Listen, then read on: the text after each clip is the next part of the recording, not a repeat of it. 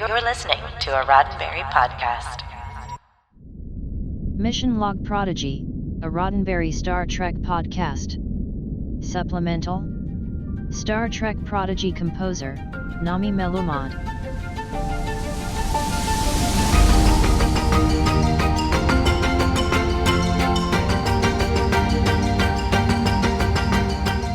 Welcome everyone to a very special episode of Mission Log Prodigy. Unfortunately, Ashley couldn't join me for this interview. However, I promise you that I'm going to bring her energy because there's somebody that I have here in the studio with us, as you can see on camera, who is bringing me a lot of that same Ashley V. Robinson energy. I would like to welcome our very special guest star for this episode, Nami Melumad. Did I get that correct? Yeah, you did. Well done. Yes. I practiced at least once before we started recording. Well, thank you for having me. I'm very, very excited to talk with you today. Absolutely. So as our listeners can see, as our viewers can see, because this is both coming out on regular audio and on the YouTube channel, you're in your workspace right now.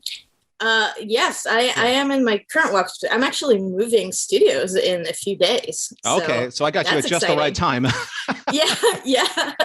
No, I'm very excited about it. Yeah, it's new chapter. Are you currently working from the studio as you record and as you produce, or do you actually go back into the office, quote unquote, office now to record? If you're talking about like recording the orchestra, then we actually do that remotely. Yeah. All right. So let me back this up a little bit because there are a couple series of questions that I think that will help you kind of like get into the headspace of like this whole interview. And the very first question, and I promised you before we started recording that there won't be any really pointed questions, but this is a kind of a specific question. Were you a Star Trek fan before you were hired to work on Prodigy? Yes. Okay. So where does your Star Trek fandom come from? When did you start? Well, it actually starts from the music of Star Trek, because when I was a kid, I grew up in Israel, and we had like I think there was TNG at the time where I kind of it was the 90s. I was a 90s kid, so it would play in the background, but I didn't really quite understand it, because it was in English, and yes, there was subtitles, but like I was a kid, and I still was very fast. I couldn't really understand what's going on there. There were like people in costumes of like, okay, sure. So I didn't really connect.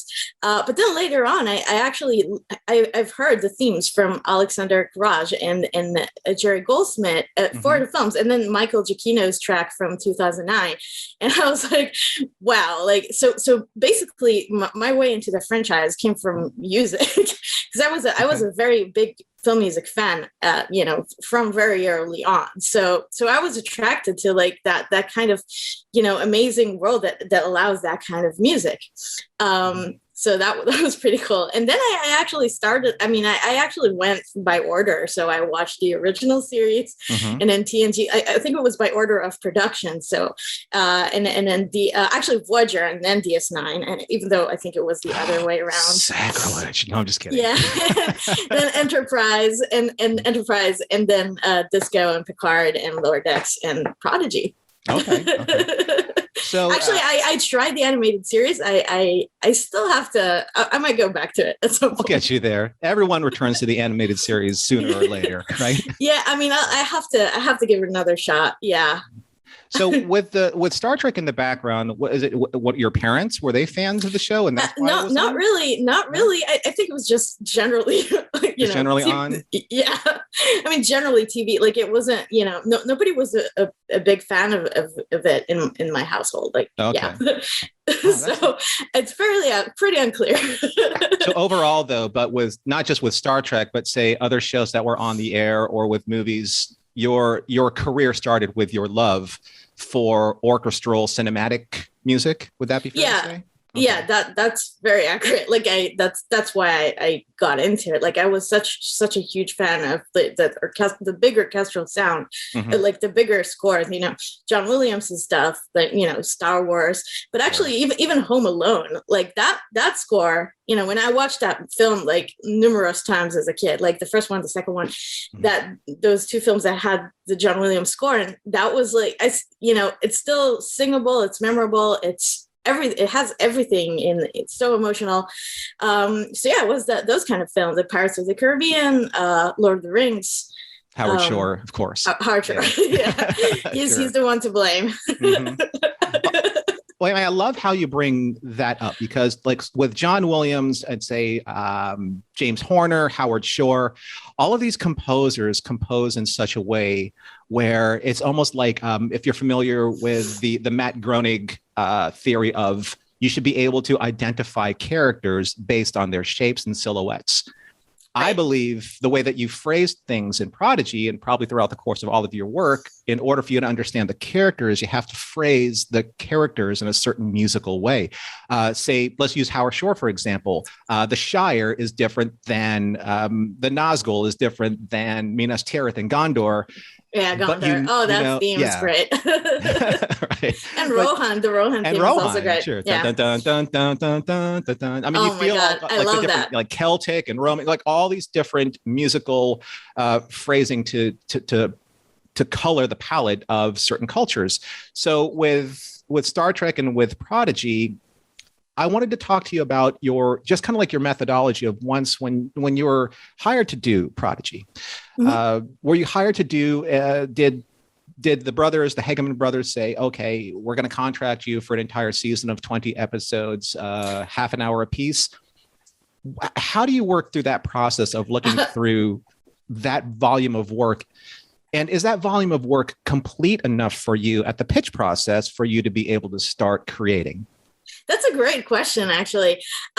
Yes, I think 20 episodes is actually a lot, because you get so much time to work with the characters as they develop from the get-go. And I think that's amazing, because like a lot of shows and a lot of movies, like you don't really have the time, like the time frame is shorter. But if you do have that 20 episode arc, it's actually easier. And especially the show like Prodigy that focuses on like 6 characters, like main characters in Janeway. Sorry, 6. Wait, Chanko. Yeah. Yeah, I got it right.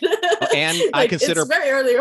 I consider the ship a character as well, because you wrote a very agree. Specific. That's true. For the Protostar. Yeah, and that theme comes back like a lot, especially in the back half of the season, which you will see pretty soon. Yeah. No, but it was part of it. So when I read the screenplays, it was very helpful to see like exactly how does it work in terms of the story and the characters and how they grow from each episode and how they mature very slowly, but they do. And so and so that does allow for, the whatever theme or motif that you write for them on the pilot to develop throughout. By episode 10, it's going to be slightly different. I mean, it's still going to remind that same motif, but it will sound a little different because they also grew as a crew and as individuals. It's interesting. Okay. Yeah. if I may interrupt there, because I think that's a really interesting point. So the script and the development process of these 20 episodes was mature enough for you to be able to see the growth of these characters. So when you wrote, did you start at the very beginning? Did you start with Lost and Found and then created the evolution of this musical growth of these characters? Yeah, I first I only got the first 10 screenplays because that was available at the time. It was really early on. This was before the animatics. I think they were just starting to work on them. And so what I did was actually to sketch those themes separately. This was like, I think when we got like the very first animatic of the pilot, that was really early on, and it's very different from what you see today. Sure. But so with that, I took that and I could like really sketch the characters, and then I sent it to the brothers, and to Ben, the director. And then we went from there. Like, they're very good with giving feedback. And they're very like good with directions and stuff, which is very important. Like, they know what they want. They know how to get it. So you get a lot of notes to help craft. Right. Yeah. I did get a lot of notes on these earlier sketches, actually. But yeah, usually they do have, and it's very helpful because they know their story best. Sure. And sometimes the animatic, which, with music, you work on the animatic. And then you adjust it to the final animation. So a lot of times it's not entirely clear what's going on,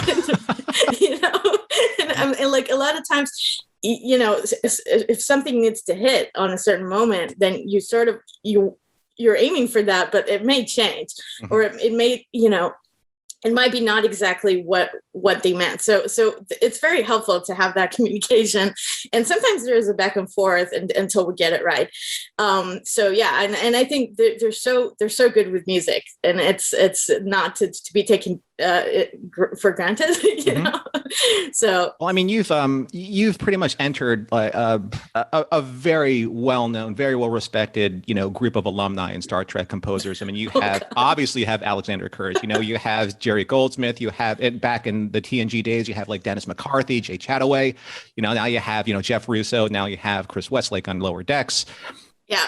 How do you feel about being part of now part of Star Trek history? Is that, like, again, that's why I asked you if you are a fan of Star Trek coming into it, like looking back at those moments when you were just like in the background with Star Trek and the music was playing to now, what's the first word that comes to your mind?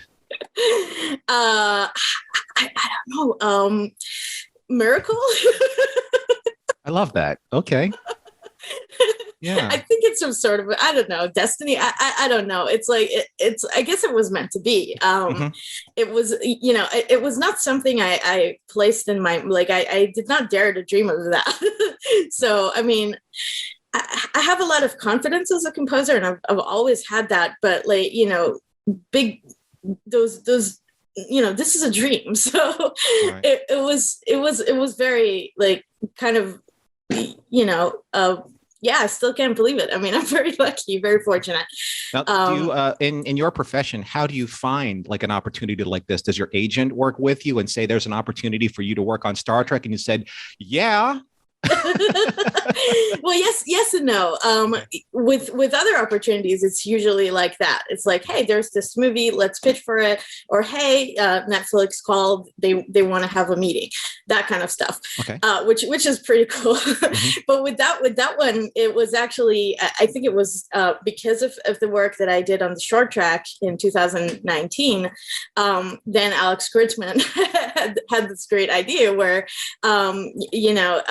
he basically offered me to do the score, and he offered Michael to do the main theme.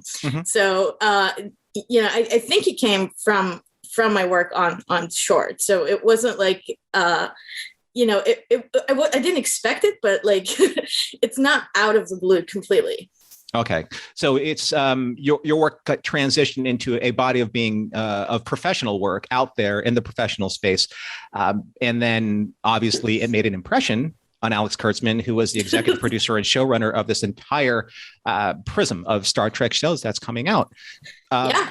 And I'm very grateful he took the chance, because it's not easy. Like it's such a big responsibility. I mean, I can't imagine what he's got so much going on, and yeah, he trusted me with a short, and I did a good job. So. Have you scored all of the rest? Because we've only been given 5 episodes. We're not going to get the next 5 until January 6th of 22. Right. We're still working on them. Oh, okay. So are you still scoring those? Yeah, we're recording 109 next week.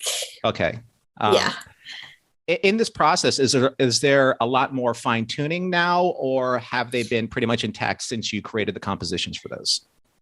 Yeah, I mean, a lot of the stuff, as I said, like from animatic to animation, it's mainly the fine tuning. It's like you already have the basic material, you already have the list of cues, the scenes that are going to be there.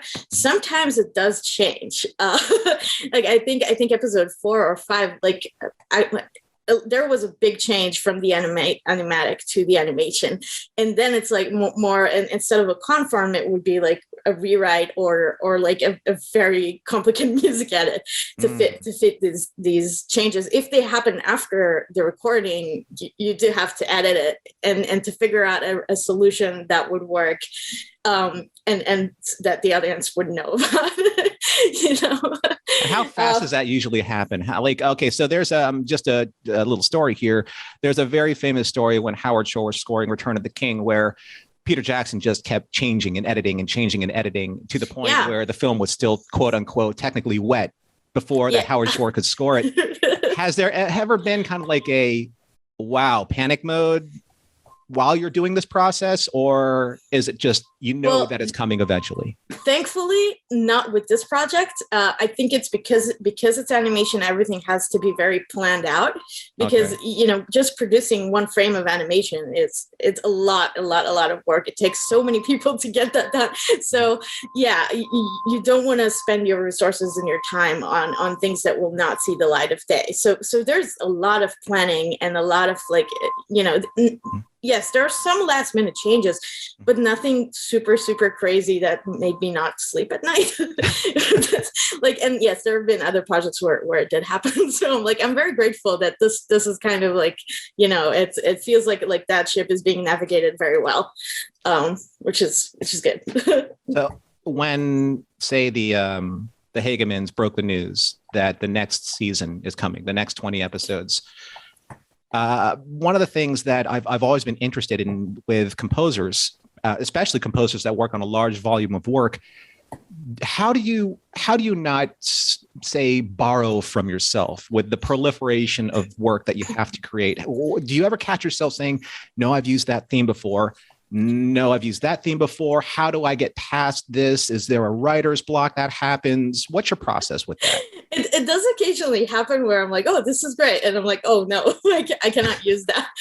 And sometimes it would be, some theme that I heard from John Williams. And sometimes it would be a Nami theme that I'm like, I can't but with Prodigy, it's because we created such a nice palette of themes and motifs, and there's a main theme of Michael, which is incredible, and then there's like the ship's theme, and then there's Jankum's theme. It's kind of easier to develop these into all sorts of variation that would fit the narrative in that specific episode. So I'm actually really excited that I get to broaden that palette, and also there are new characters joining. As we know, as we now know, and maybe there are more characters joining. So you do get to expand, and especially with Trek, they go on a certain planet. That planet can have its own theme, and the whatever aliens that are there can have their own theme. Right. With a show like Star Trek, I'm less worried about I actually find it's more opportunity, to be honest. Okay. Is there a little bit more freedom and experimentation where you can, not to borrow the phrase, too flippantly, but to boldly go and explore seek out new music and new ways of phrasing and composing. New textures. Exactly. To boldly go. Strange new textures. Yes, exactly. But yeah, and especially it doesn't, with a word like Star Trek, it doesn't really have to always be orchestral. It could also be synths, synths was used even in the original score. So it's okay. It's part of the genre. It's part of that culture. And yes, I do think that the choice for an orchestra is correct, but it does have its limitations at the end of the day. Sure. And was it difficult? So when you first started working on Prodigy, were we still in lockdown for COVID? Yeah. Wait, no, actually, no. Okay. When we started recording, it was already after that. It was this year. And also in Europe, we're recording it in Europe. So over there, it was less of a thing, I guess, at that point of time. So like Okay. that was okay. Yeah, they were able to be in the studio together. I think most of them wore masks except for the woodwind players and the brass players. That would be difficult, sure. Yeah, because we do record everyone in the same room, which I think is more musical, and I think doing 2D versus striping is ultimately getting you the better musical result. Are you conducting? I am not conducting because I'm not there. Okay, I was just wondering if there was like a Zoom conducting session that you would do with them. I wish that was possible, but it's a little too tricky to do that in real time. And also, you need a person who speaks the language of where we record. I mean, it's either Prague or Budapest. So I don't speak Czech, and I don't speak Hungarian. So yeah, oftentimes we will, me and my orchestrator Jeff Krika, we will communicate our notes on Zoom in English, and the conductor will translate it to the rest of the orchestra. We're just going to have to get you a universal translator. That's just going to solve all the problems. Oh my God, right? that exactly. Yes, thank you. Yeah, but I mean, I wish we could be in the room with them, and just maybe we'll fly out at some point. I hope so. I'm wondering if, in a way, obviously, it sounds like your preferred method of working would be working live, being able to compose and being able to conduct with a live orchestra. Do you find in any way that because there are so many different layers of translation, that it takes away any of the emotional impact of what you're trying to achieve? I don't think so, because here's the thing. Music is actually a universal language. Music can be read by a musician in Austria, and it will be read the same as a person in New York or in Israel, because that is a universal language, really. So the emotions that translate from these harmonies, from these chords, from these melodies are the same emotions. And I think all musicians can understand what we're going for with music. So yeah, there haven't been any notes or comments about the actual, what the actual performance is. It's more like, maybe we will add the horn on this line, or it's more like technical stuff. Oh, I see. Okay. Or like, let's lure this line instead of make it like separate, like staccato or separate. Okay. I was just wondering if you were going to give notes, say like in this particular scene, because there's one thing that I wanted to talk to you about. You on the Twitter feed on ML Prodigy on Twitter, you responded to one of my posts where you said that in Terra Firma, when Dal and Gwyn were staring at the stars at the back of the ruined Klingon bird of prey, it's one of your more emotional pieces. I cried when I watched that, because who doesn't want to be Dal or Gwyn looking up at the stars and dreaming, like Luke Skywalker looking at the suns, anyone looking up at the stars and waiting for their comet to appear so they can make that wish upon a star. Yeah. Do you find when you're writing, do you ever find yourself lost in the emotion of that moment? Oh my God, yes, that's terrible. Okay. I'm terrible. I'm a crier. I actually, like this morning, we're working on 109 to get it done, and I get so emotional over that episode. Like half of the episode, I'm like, oh my God. So yeah, it's hard sometimes to it's just so impactful. Like the story is so great, and the performances of the actors, the voice actors, because at this point, they're just so good. Like, so yeah, that totally does influence my work when I compose and when I edit myself, because a lot of times I do have to do that, like, come back to something and be like, okay, well, now we're looking at it in fresh eyes and we're gonna make it better. So yeah, I think the scene that was most impactful for me to write was when they discovered the ship, actually, in episode 1. That was amazing. Yeah. And so yeah, there are a few more things like that coming up on the back half. You'll see. Okay. Well, I'm glad you brought that up, because there's a very specific musical sequence that happens when Rock Talk hits the Delta, and that's the Voyager callback. Yeah. How much of that was you? How much of that was the Hageman brothers or Dan? Was that a note that were like, we need to call back Voyager because this is kind of when Janeway starts, to influence the story? No, we had that conversation like really early on in general about the show, like whether it should or should not have any callbacks. And we couldn't really use the theme, so that was kind of from the get go. We knew that this is not a go with the Nickelodeon. But I told them that, hey, I know the Voyager music very, very well. So I knew like how we can sort of remind that. So use the same, of woodwind textures, or exactly. use, right. Yeah, you use the same ideas, but like not actually touch the music. And so they actually left it for my judgment, like when to do it and how to do it. Yeah. And so, it wasn't discussed particular for that moment, but like it just made sense, when this happens, because it's such a huge moment for the show. And then the same thing when Janeway appears. Like so these things are kind of you have to pick your moments. Right. And so knowing that we're approaching when Janeway appears, knowing that they're on a ship that looks very similar to the Intrepid class ship, which was Voyager. Yeah.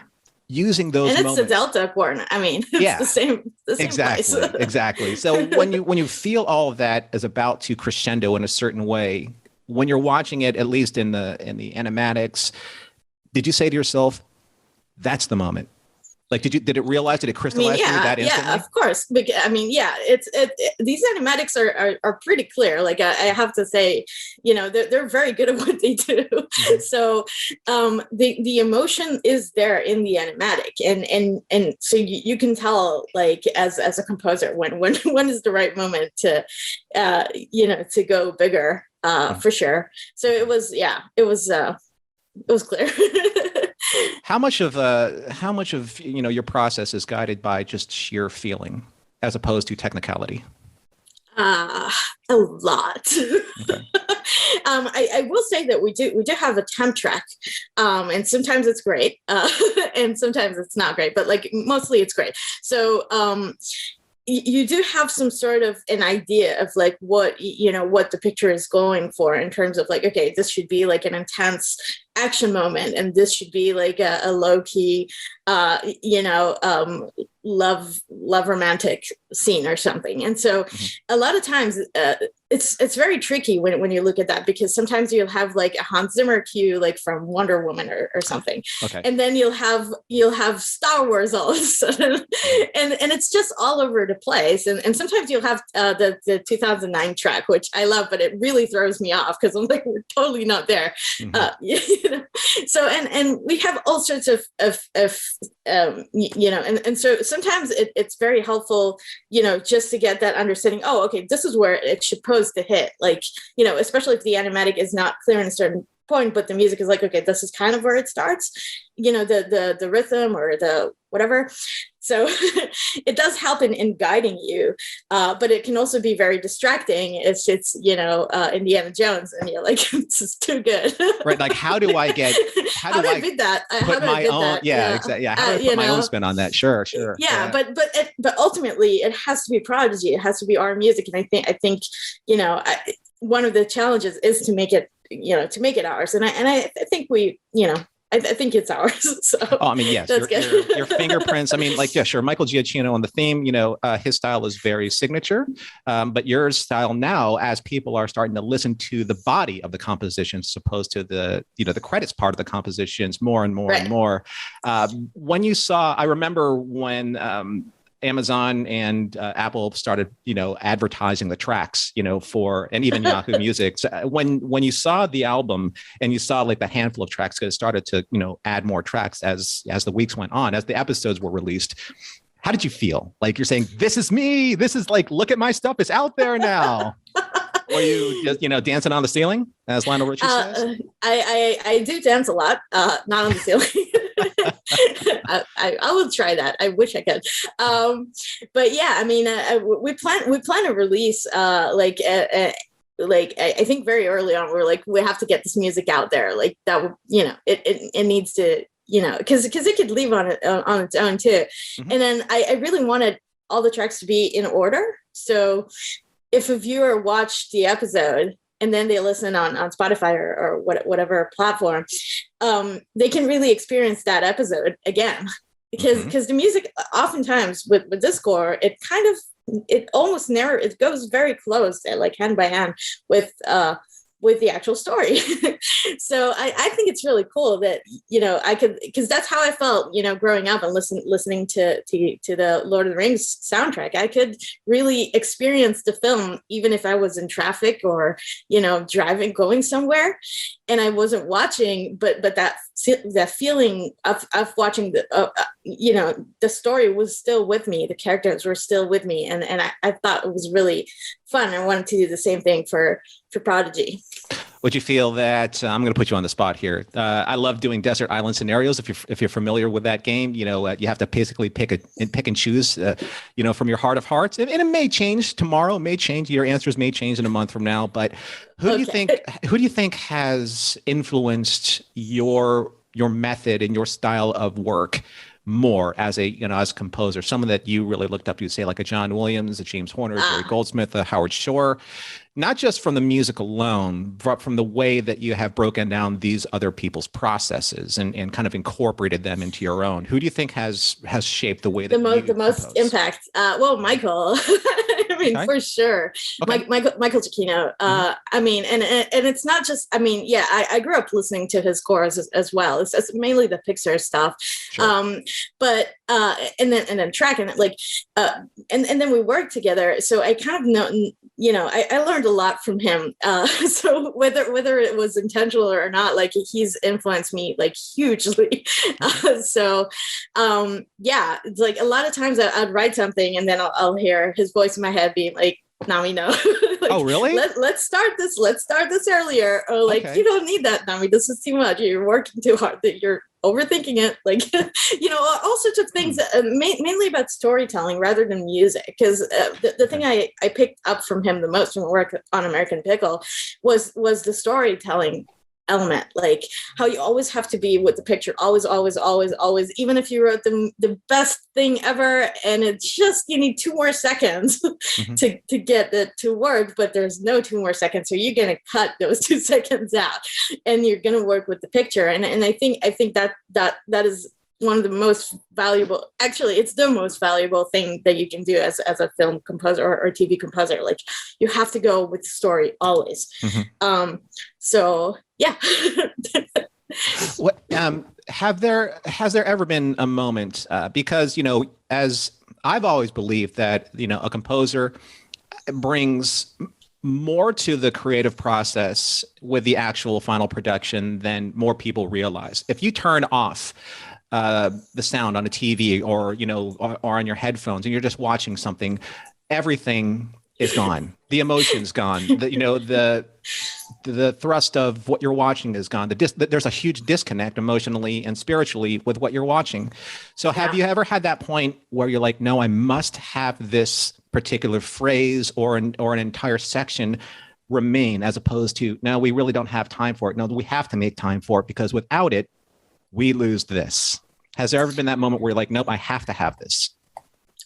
Not really. I mean, I do get sometimes obsessed with a certain thing and then I'm like, we have to do this, but it's not necessarily right. So that's why I mentioned I do edit myself a lot. I'll come back to something, I'll write something, for example, I'll let it sit for a few hours or a couple of days. And I might come back to it to make sure, I watch things over and over and over again. And you always want to watch it in context too. So not just the one scene, because maybe you worked on it so much that you sort of fell in love with your own writing or, sure. That kind of stuff, which could be risky because, and for that, it's very important. It's very helpful to actually have the showrunners like the brothers and Ben, because they can point out exactly the weaker moments or where it can, be pushed, where I can be pushed out of my comfort zone and go further and go boldly. So yeah, it's that's why it's very helpful to have these collaborators who really understand music and storytelling too. So yeah, I guess it does happen, but you can't force music on picture. Like it's always the other way around. Like picture wins always, dialogue always wins. You know, and oftentimes sound effects will also, you know, you also have to be considerate of that. So if there's like a big explosion or something, you know, there's music leading up to it, and oftentimes I'll be out by the time there's an explosion. Or like I know, you know, I know the thrusters, or I know, like, you know, I know to expect certain sounds, even if they're not there now, like when I work on it on the animatic, but I know that they're going to come in post-production. They're going to put some sounds there. So maybe the music should delay in like a second, or, you know, oftentimes the impact of an action on screen is felt just a tiny little after that. Like when you hug someone, you know, you don't instantly get, you know, it takes like, you know, 10 milliseconds until the warmth come out, you know? Sure. So it's interesting, but it works really well with this, because I can really anticipate like the sounds. It's, you know, and maybe it's because I know what Star Trek is, so it's kind of, you know. Do you ever think about using the sound library as, or at least the sounds that you know are going to be coming as part to complement your compositions, or is that just serendipitous that it does? Well, I don't have access to like these sounds, and I'm not a sound expert. What I'm saying is like I know that there's going to be a certain. I was almost going to give away like what's happening in episode 7, but I will not. You're not allowed to do that.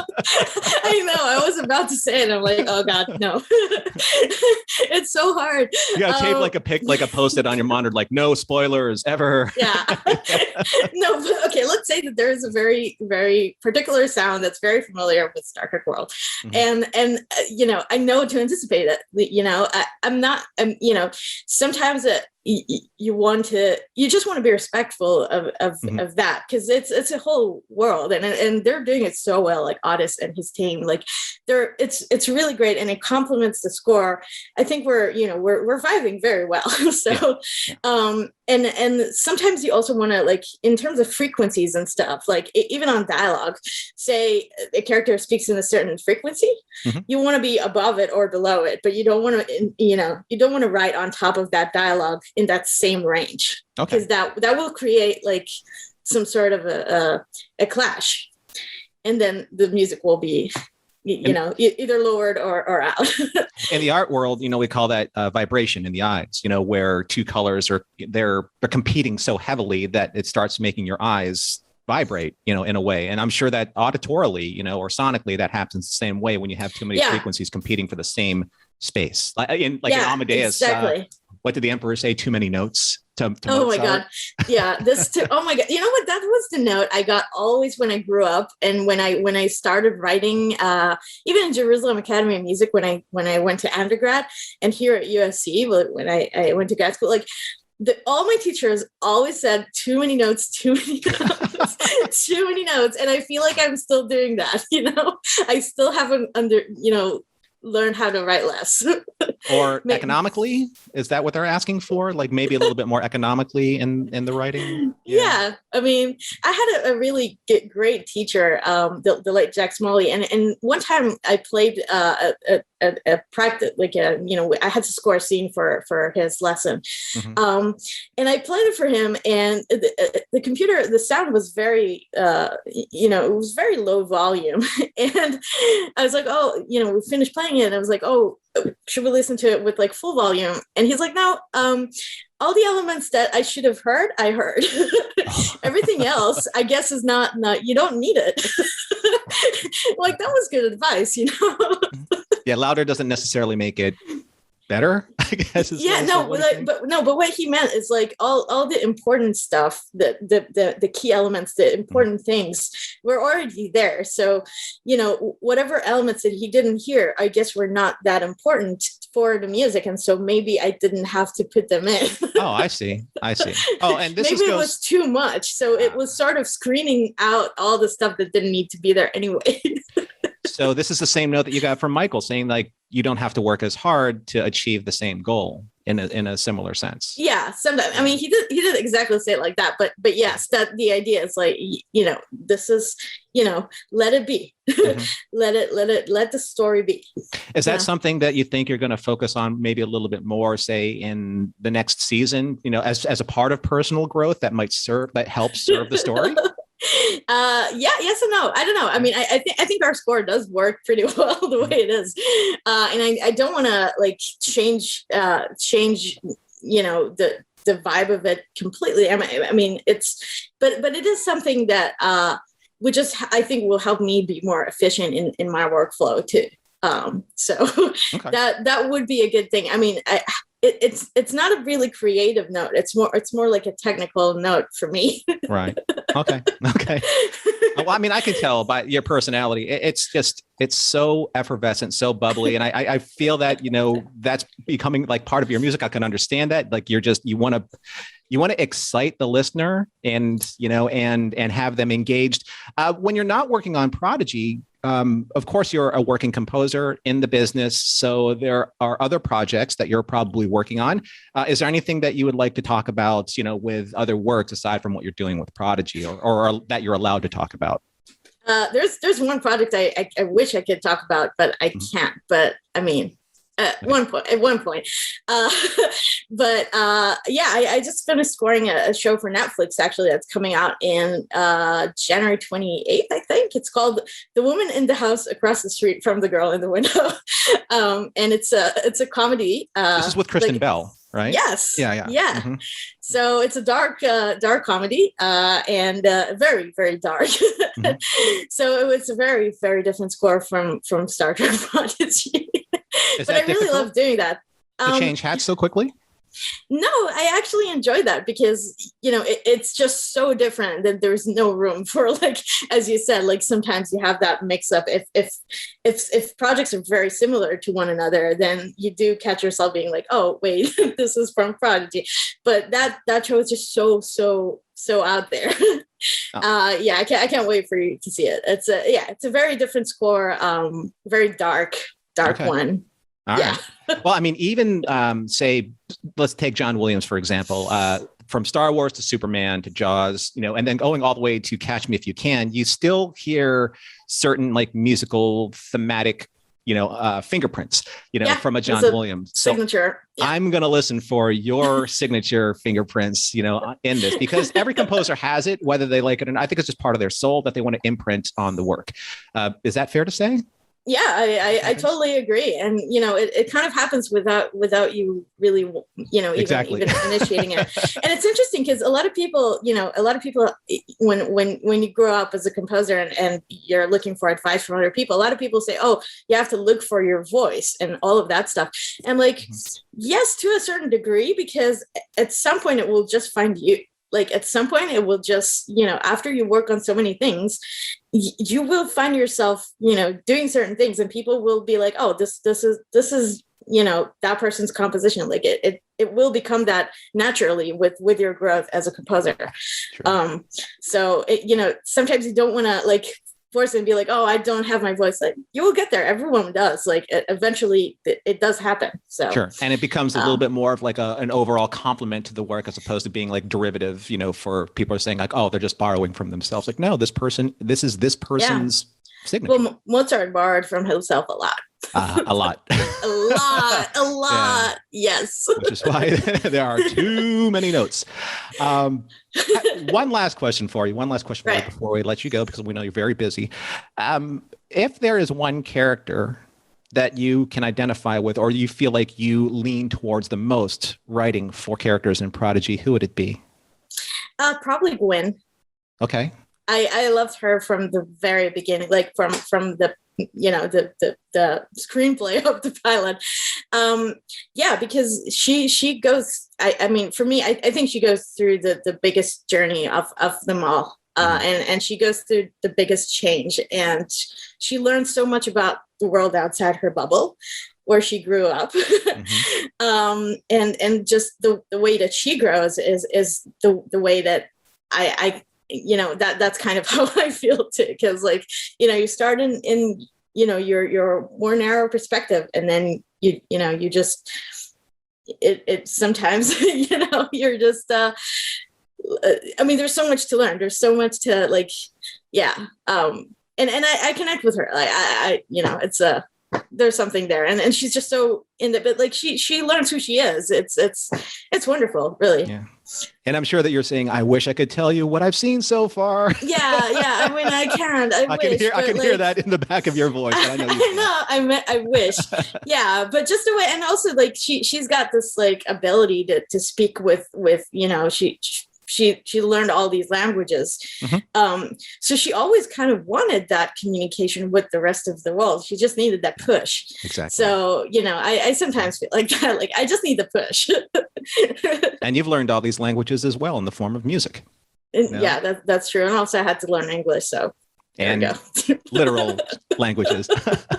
Nami, thank you so much. Thank you so much for this interview. You were absolutely lovely. And I love the energy that you brought. How can our listeners stay in touch with you and find you across social media? Well, I'm on Twitter, Nami Composer, and mm-hmm. I'm on Instagram, Nami Composer. Okay. Yeah. So thank you.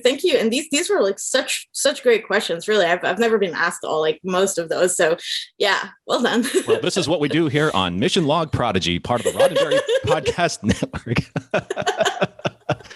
No, I do appreciate it.